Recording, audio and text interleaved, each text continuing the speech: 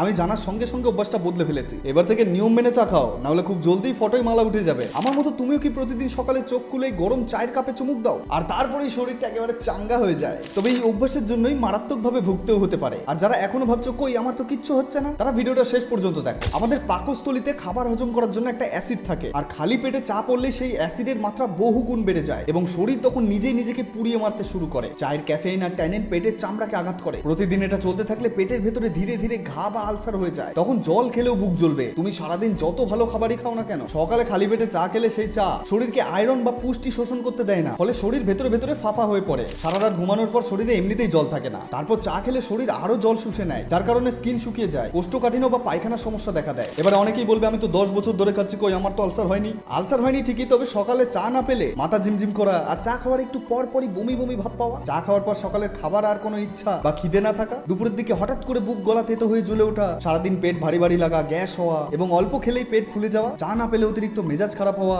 এগুলো কিসের জন্য হয়? চা আসলে কোনো এনার্জি নয়, চায়ের প্রতি শরীরের এক ধরনের মারাত্মক ক্ষতিকর নেশা। তবে এর থেকে বাঁচতে চা ছাড়তে হবে না, শুধু নিয়মটা বদলাও। ঘুম থেকে উঠে আগে অন্তত 1 গ্লাস জল খাও, চায়ের কাপে চুমুক দেওয়ার আগে একটা বিস্কুট বা একটু মুড়ি বা টোস্ট মুখে দাও। পেটে খাবার থাকলে চায়ের প্রভাব আর কাজ করতে পারে না। তোমার হয়তো আমার কথাগুলো হাস্যকর লাগতেই পারে, কিন্তু তবু আমি বলবো আজকের এই ছোট্ট ভুলটার জন্য ভবিষ্যতে বড় বিপদ ডেকে এনো না। সুস্থ থাকো আর নিয়ম মেনে চা খাও।